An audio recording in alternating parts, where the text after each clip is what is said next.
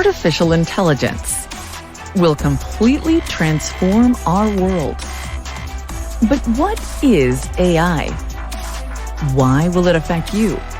And how can you and your business survive and thrive through the AI revolution? Welcome to AI and You. Here is your host, author, speaker, and futurist, Peter Scott. Hello and welcome to episode 137. My guest today is a renowned TED speaker with over 13 million views.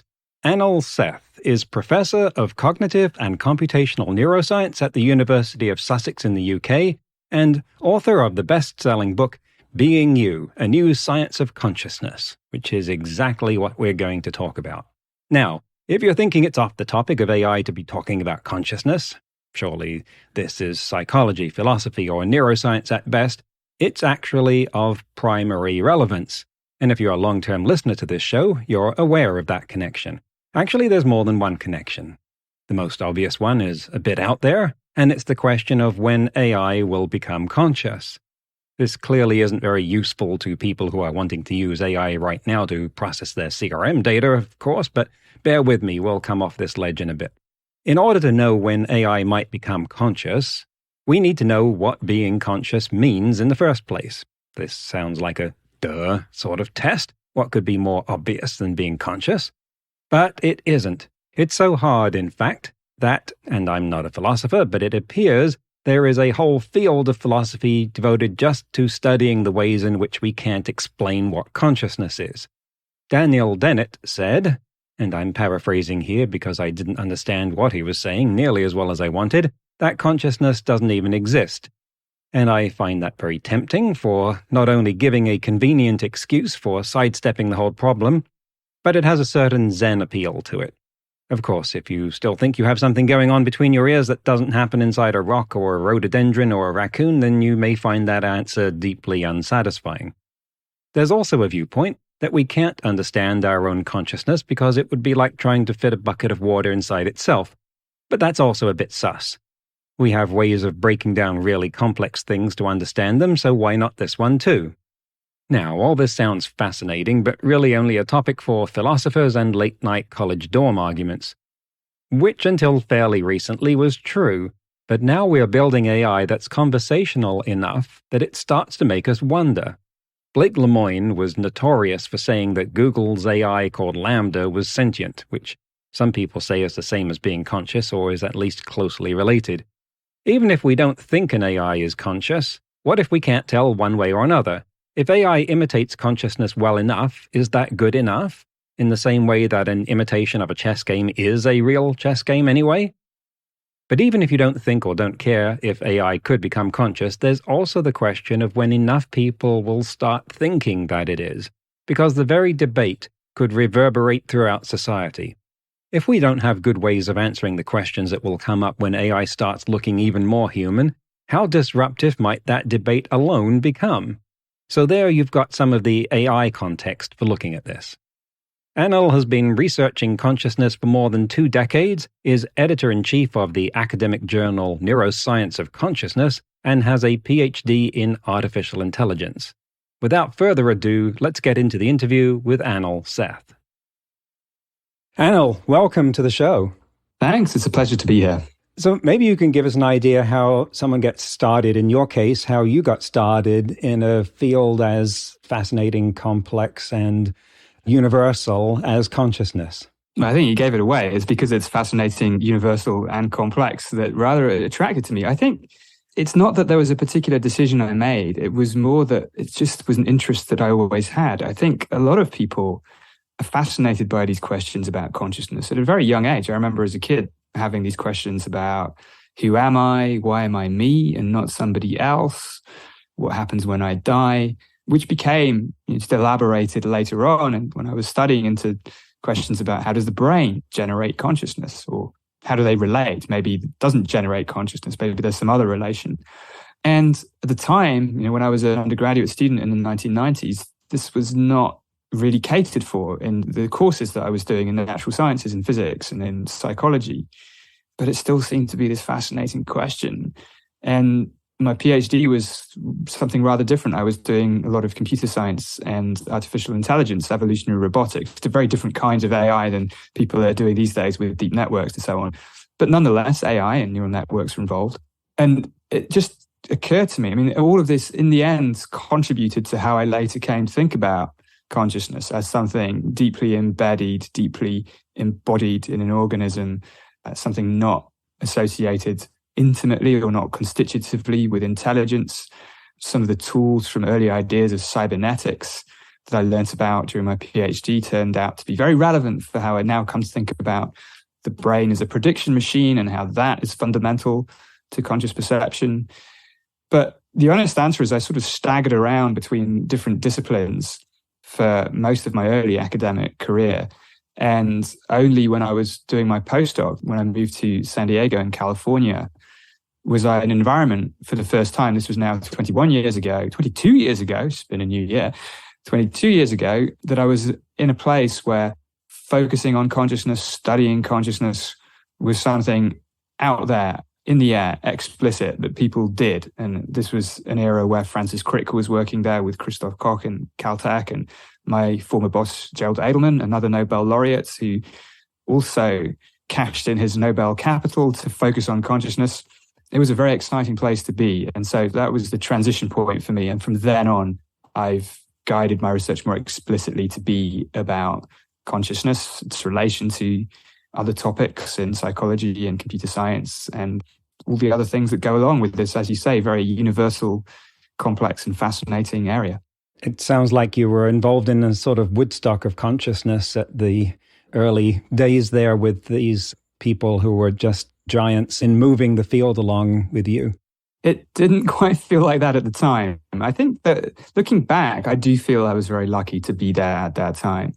But even then, most of what I was doing was not directly consciousness related. I was helping build these so-called brain-based devices, which were robots controlled by neural networks that were heavily biologically inspired, which was very interesting. And we learned a lot by doing that. Yeah, it was a more general, I think, turning of the tide that was happening in neuroscience, in psychology in general then. That consciousness was not purely philosophical problem. It was not something that only had fringe theories, like theories that sort of associated consciousness with some new physics or some weird quantum effect or something like that. There's this general appreciation that consciousness, yeah, you can study it. It's a fundamental property that we know brains and bodies are intimately related to, and there are a number of reasonable experimental and theoretical ways into getting a handle on it. Even if you don't get all the way, you can make progress. And I think that's really the key for a scientific enterprise to take off. You don't have to necessarily be confident you can answer the big question you set out with, but you need to be able to make progress and develop your understanding as you go. Well, then let's get into that and make progress, because I'm itching to ask questions I've been storing up for 50 years or so.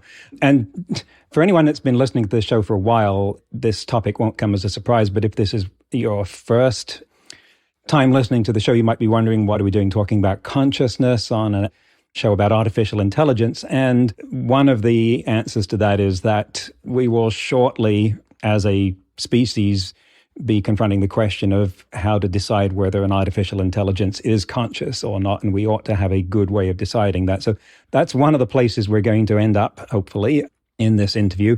But consciousness, it's this word everyone uses, conscious, like, oh, yeah, of course. And you say, well, what does that mean? And it's just like, well, duh, I mean, it's obvious. But it's not like other duh quantities like mass or temperature. It eludes definition, at least for me, in any sort of satisfactory sense. And I think I should just say that since I have had so much time to think about this, if any of the arguments I have stored up sound combative, they're not directed at you. They're just, it's just a spirit of academic inquiry, right?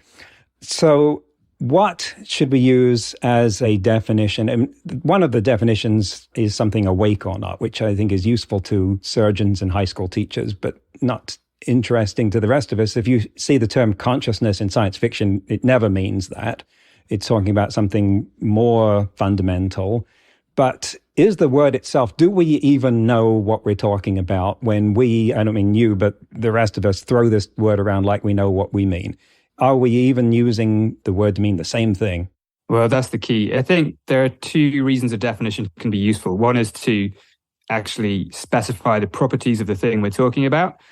And I would agree that we don't have a fully consensus satisfactory definition of consciousness for that criterion. The other one is to make sure we don't talk past each other by assuming we mean the same thing when we actually mean different things. And so I, at the moment, prefer quite a generic definition of consciousness. It's an old definition that comes from the philosopher Thomas Nagel. And he put it like this. He said something very simple, that for a conscious organism, there is something it is like to be that organism. It feels like something to be me. It feels like something to be you. But intuitively, it doesn't feel like anything to be a table or a chair or a cell phone. People might argue about the cell phone, but at least the intuition is clear that for some systems, there is some experiencing going on. It feels like something to be that system. And then for other things, they're merely objects. And you may say, well, that's just a very trivial, very circular definition. But I think it's important because it highlights the essential property that we talk about when we're talking about consciousness, which is the presence of experience. And it also is interesting for what it leaves out. And here is where I think definitions are very useful, because there can be assumptions we make or intuitions we have about what necessarily goes along with consciousness.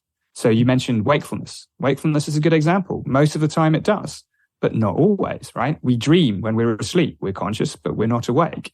And on the other side of that coin, we have people in the so-called vegetative state where they might be awake, but the idea is they're unaware. They're not having conscious experiences. So wakefulness can be doubly dissociated from consciousness.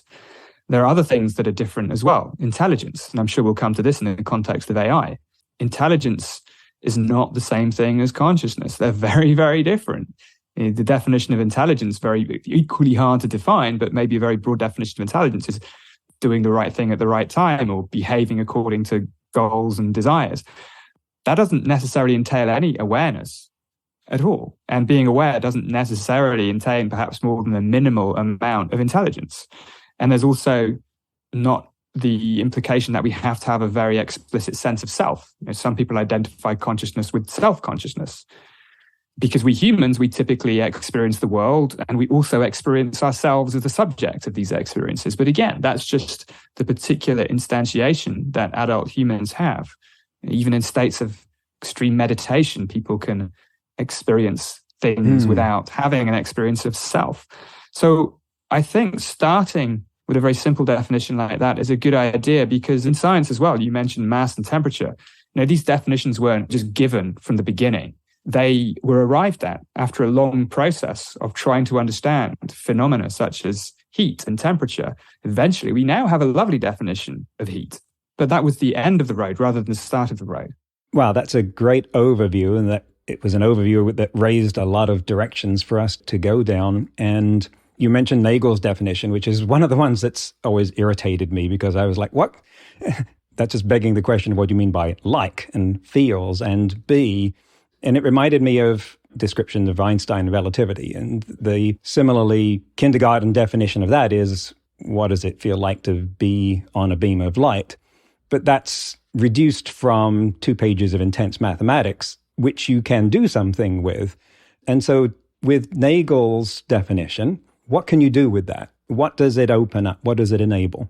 Right. I think you can do a lot with it. So it is a starting point, not the end point again. So we don't have the equivalent of general relativity in all its mathematical glory yet for consciousness, although there are some theories out there that attempt to do that, like integrated information theory is a very ambitious, very mathematically precise theory. But what can we do with Nagel's definition? Well, I think what we do is something like what we did as scientists with a definition of life. And this is a parallel that is imperfect, but I think it's historically illuminating.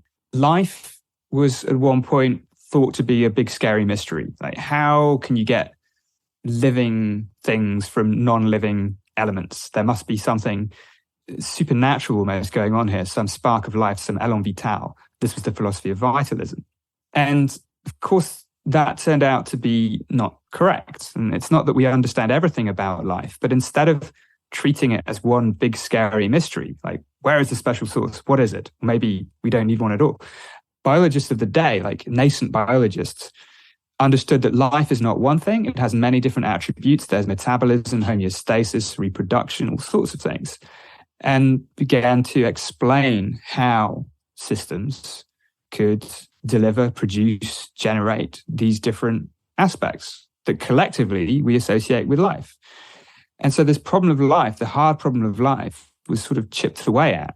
And now we don't feel that life is something beyond the reach of science, even though some parts of it are still unknown. And I think we can play a similar game with consciousness. Instead of treating it as one big scary mystery, like what is the magic special source that gives systems experience, we say, okay, what are the properties that conscious systems exhibit? And these can be both functional properties, things that conscious systems can do in virtue of being conscious. And I think more critically, what, to use a bit of philosophical jargon, we call phenomenological properties. So properties of experience, like why is visual experience the way it is? What's the character of visual experience compared to emotional experience, compared to, I don't know, an experience of intending to do something? And try and explain these different properties of consciousness broadly. And this is the strategy I take in a book and in my work over the years, is to identify three rough aspects to consciousness. One is conscious level. So this is the difference between being conscious at all and losing it, like you might do in general anesthesia, or global alterations like in sleep, or perhaps in altered states like psychedelics, something like that. Then there's conscious content, which is when you're conscious of something. So what explains a particular character of the experiences that I might have at any one time? And why are they that way and not some other way? And then the third sort of bucket of things is self. What is the experience of self all about? What are the mechanisms that underlie that and make that the way it is? What comprises the experience of self? And my hope is that by dividing up the big scary challenge of consciousness this way, and making progress on some of its elements, it's not sweeping the problem of consciousness away under the carpet, because you're still trying to explain aspects of experience. You will make progress. Will you get all the way? And will there be an aha moment where we can say, oh yeah, we understand consciousness because this, and it all makes sense. And if you're sufficiently au fait with the theories and the maths, you can understand it in the same way that a smart physicist can understand general relativity. And then you use those analogies like, well, it's about what it feels like to ride a beam of light, you might say something. It's what it feels like when the brain is integrating information or making predictions.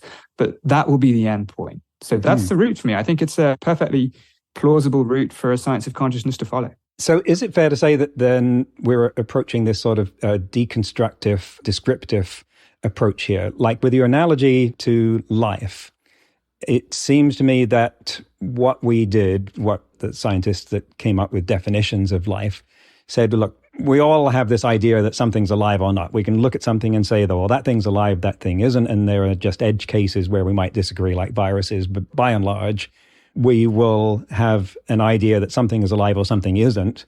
Can we break that down into something more measurable than just asking someone, is this thing over here alive or not? Are we doing the same thing with consciousness? Is it that we all have this basic idea of what that is? We just don't know how to describe it. And now all this work is going into how can we come up with a common understanding that would break down that way? I think in part, yes. So one of the things with consciousness compared to life is that, as you said, for life, there's some general agreed intuition about what's alive and what's not, both in terms of the difference between an organism when it dies and the things that we have around us. And there are some edge cases, as you say. Now, we need these kinds of intuitions to make progress. And for consciousness, we have them, but they're not as readily available, right? We have intuitions about ourselves when we lose consciousness, whether it's in dreamless sleep or anesthesia. We have some intuitions about some other animals, but not all other animals. And there's lots of disagreement there about comparisons between different species with respect to consciousness.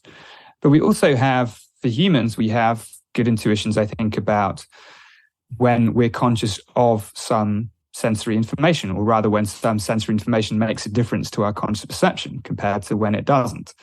So there are things to hold on to, and that's a good place to start. The second place to start is thinking more about what are the properties of consciousness that we were trying to explain. So I did a very rough and ready job of saying that there are three: there's level, content, and self. But of course, there's whole traditions of work in philosophy, more in phenomenological philosophy, that try to describe what experiences are like, rather than just saying you're conscious versus not, or did you see the dog or not. They try to develop a more sophisticated language that is a language of what experiences are like. And I think that is a very useful resource to draw on. If we can map that to the brain in ways that are not just arbitrary, but that have some sort of explanatory and predictive power, then we make progress. This is not a new idea. It's not a new approach at all. It's Francisco Varela, one of the pioneering Chilean neuroscientists who helped rehabilitate the study of consciousness, called this neurophenomenology. It's not purely looking for what happens in the brain when you lose consciousness. It's really trying to draw explanatory links by which particular patterns of brain activity and bodily processes make sense that they're related to particular kinds of conscious experience. And that's the way I think to go. And to save people a trip to the dictionary, when you're talking about phenomenology, what's the capsule definition of that? The study of what experiences are like. I hope that's roughly accurate. But it's focusing on the experience itself. How do we understand the nature of experience? How do we describe it? Focusing on the properties, like why is a visual experience the way it is? What distinguishes a visual experience from an emotional experience? That's a phenomenological question. They have different characters, but what are they? Well, one's spatial, one has valence, for instance. That's a difference.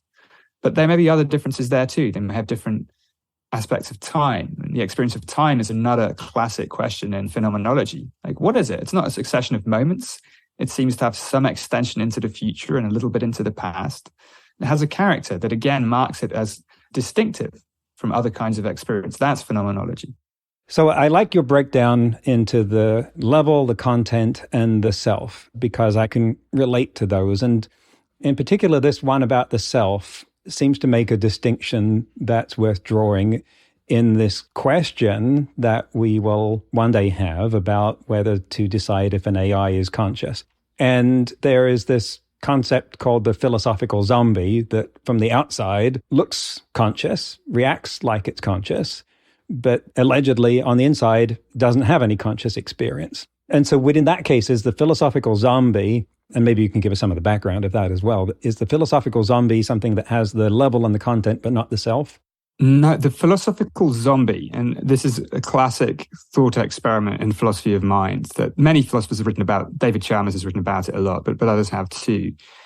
It's a conceivability experiment. The idea of a philosophical zombie is that it lacks consciousness entirely. So a philosophical zombie me would be behaviorally indistinguishable from real me, but there would be, back to Nagel, there would be nothing it would be like to be philosophical zombie Anil. No consciousness going on at all, not of level, not of content, not of self. So the point of the zombie experiment, thought experiment, it makes the following argument. It sort of says that if it's conceivable to at least imagine that there might be a version of a conscious creature like you or me that is indistinguishable from the outside. So it would be saying things about consciousness. It would be having exactly this conversation, which is fairly ridiculous, given that there's no consciousness going on. But that's the point. It would be behaviorally indistinguishable, but without any consciousness happening. So the idea is that if that's at least conceivable, then consciousness is not purely a property of the functions and materials that the system is made of. And it gets a bit more sophisticated about this. It sort of says, well, it depends whether it's conceivable given the laws of physics we have in our universe, or whether that's something you might change. And there are other versions of the zombie that say, well, the inside can be different, but it's just indistinguishable on the outside. But then there are neurological philosophical zombies, which are also the same on the inside too. Anyhow, I've not found that much utility in these kinds of conceivability arguments because, to my mind, they're just generally rather weak arguments in philosophy because they tend to turn on people's intuitions rather than logical force. And our intuitions are very changeable. And in some sense, they're inversely proportional to knowledge. So if you know nothing about, let's say, aerodynamics, and somebody asks you to imagine a Boeing 777 flying backwards, well, of course, you can kind of do that, right? You can just imagine a plane up there going backwards. But then when you learn about engineering and aerodynamics and how planes work, you realize that actually you can't build a 777 that flies backwards. Wings don't work that way. Planes don't work that way. It has to go forwards if it's going to go. And so it becomes inconceivable. And so I think that as we learn more about the brain and its relationship to consciousness, the idea that we could have a functionally equivalent system that had no consciousness at all, that might become much less conceivable as we learn more. Are you saying there that there couldn't be a philosophical zombie? Like one could not be created or could not exist? I'm saying that one cannot assume that there could be. Now, this does have some relation to this question of consciousness and AI, though, because we're already getting to the point where our natural human tendency to attribute consciousness to things that have some reasonable degree of functional capability is on the horizon. We have these quite powerful chatbots now, which you can have conversations with. They're still very easy to trip up if you want to trip them up. But they play on our anthropomorphic tendencies to attribute self-consciousness awareness to things that behave in a human-like way to some extent. So we have things that, if you like, they're sort of playing at being philosophical zombies because they might lull us into an idea that they're conscious based on the fact that they approximate functional capabilities of conscious humans in some sort of, emotionally powerful way. But they're very far from the philosophical ideal, which is truly behaviorally indistinguishable. You would never be able to know the difference between a conscious me and a zombie me in that philosophical thought experiment. Well, that's an interesting distinction there, because people right now find it easy to believe that the day will come when there will be an AI that produces a completely convincing impression of being conscious, alive, self-aware. And the Turing test is worth mentioning, but it is rapidly becoming too dated. And if that is possible, and it seems like it may not be that far off, then one can imagine this sort of confrontation going on where people are saying, look, turn it off. It's just a machine. And it's going, no, don't do that. That'll hurt. I don't want that. And they're saying, no, you've got nothing on the inside. And it says, yes, I do. I know I do. And I think there are two questions. One is, have you declared that that's not a state that we could ever arrive at? Or if it is, are we doomed to be unable to answer the question of whether there's anything on the inside? At the risk of annoying you and your listeners, I think we have to make a number of distinctions here. And there are 4 different questions going on. And there are, in fact, 4 different kinds of tests that you can think of as relevant here. So you mentioned a Turing test. The Turing test is a classic test of machine intelligence, right? If a machine passes the Turing test, which is operationalized by humans not being able to reliably distinguish between the human and machine when both are pretending to be another human, then the Turing test is passed and the conclusion is that the machine is intelligent, right? So it's a test of the machine. But another way of thinking about the Turing test is that it's actually a test of the human. It's a test of what it would take for a human being to be convinced that the system is intelligent. And in fact, many people have criticized the Turing test for exactly this interpretation, that it's a test of human gullibility, and humans very often fail. We've seen examples of this over the years. But it's both the Turing test and this inverse Turing test are tests of intelligence. They're not tests of consciousness. And consciousness is, as we said earlier, is different from intelligence. So then you've got another pair of tests, which interestingly came up in science fiction film, which is, of course, where a lot of the best ideas come up about these things. This was Ex Machina by Alex Garland.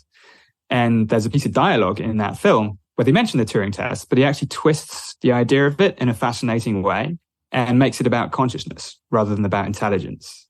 And there's a piece of dialogue where the inventor of the robot says, do you know what the Turing test is? And Caleb, who's this hotshot programmer, says, yeah, I know what the Turing test is, and explains it. And then the inventor, Nathan, says, no, the real test is to show you that she's a machine and see if you still feel that she has consciousness. And so it's a little unclear. Is it a test of the machine or a test of the human? But again, there's this pairing. You could say that the Garland test is passed, to give it a name. My colleague and friend Murray Shanahan coined that term, I think. There's the Garland test, which is, can a person tell the difference between a machine and a conscious system by criteria of consciousness rather than intelligence? And equivalently, the inverse Garland test, what would it take for a human being to attribute consciousness to a system? And so we now have these 4 distinct things that are floating about. And I think the conflation of these different questions is where we get into a lot of trouble, because people can, for instance, say, okay, on the basis of a sort of Turing test type thing, because I conflate consciousness and intelligence, so GPT 3 or 4 or 10 or whatever it is, or LaMDA, there was that big fuss about LaMDA last year, because it's convinced me that there's some intelligence going on, I'm now convinced that it is conscious. Now, this is what the Google engineer Blake Lemoine basically was doing, right? He was saying, I'm convinced that it's intelligent, therefore it's conscious, because it was saying things about philosophy of mind, apparently, that were unexpected to him that it would say. I think the word he used was sentient. Yeah, that's another slippery term. So I've tended to avoid that. I mean, there's 3 terms that come up in the discourse about this. There's consciousness, there's awareness, which I treat as synonymous with consciousness, and there's sentience, which has this semantic affiliation with feeling. And the problem with sentience is that it's also used by some people without any connotation of consciousness at all. So some people just say a system that's responsive to its environment is sentient. And because of the sort of dual use of that term, I tend to avoid it and say, okay, let's just be clear and restrict the use of consciousness and awareness to systems where we're making a substantive claim that experience is happening for that system, independently of whether it's sensing the external world or not. But yeah, so you can end up thinking you're answering one question, but actually answering another. And if you take a test ultimately of what it takes for a human to attribute intelligence, and if you mistake that for a test of whether a system itself is conscious, well, no wonder you're going to get into problems. And I think that's a lot of the problems we've seen in some of the hype and fury about conscious AI and whether it's around the corner or not. That's the end of the first half of the interview. We're splitting this one up because this is obviously already pretty dense. The rest will be next week. So we discussed the Turing test there, and although that's gone pretty mainstream now thanks to the movie Ex Machina, among many other reasons, if you're not familiar with it, let me give the brief description. Alan Turing was a genius on a par with Einstein and Newton, and that's no exaggeration. Listen to episodes 128 and 129 when I interview his historian Jonathan Bowen to hear a lot more about Turing.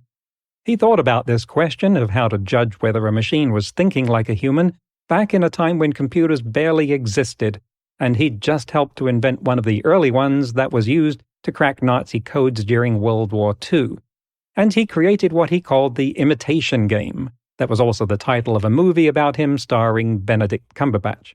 That evolved into what we call the Turing test, which puts a human judge in front of a computer terminal in text conversation with either a human or a computer. After some period of time, the judge is asked whether they think they've been talking with a human or an AI. The results of multiple tests and multiple judges are averaged together, and if an AI is mistaken for a human enough times, Turing said we should think of it as thinking like a human. This rationale has been pretty good, but it has some deficiencies, and you heard Anil explore that a bit just now. In today's news, ripped from the headlines about AI, researchers at DeepMind and the University of Oxford issued a paper in AI magazine that concludes that, quote, a sufficiently advanced artificial agent would likely intervene in the provision of goal information with catastrophic consequences. End quote. We've heard guests on this show argue that the value alignment problem means that superintelligences could end up posing an existential threat to humanity through attempting to pursue the goals that we set them to the exclusion of what we need for survival. The archetypal form of this argument is the paperclip maximizer put forward by Nick Bostrom in his 2014 book Superintelligence, where humanity gets consumed by an AI that was given the goal of maximizing the output of a paperclip factory.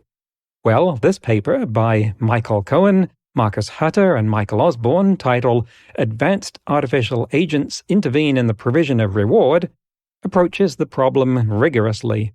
It discusses some potential approaches for mitigating the problem with esoteric names like myopia, imitation learning, and quantization.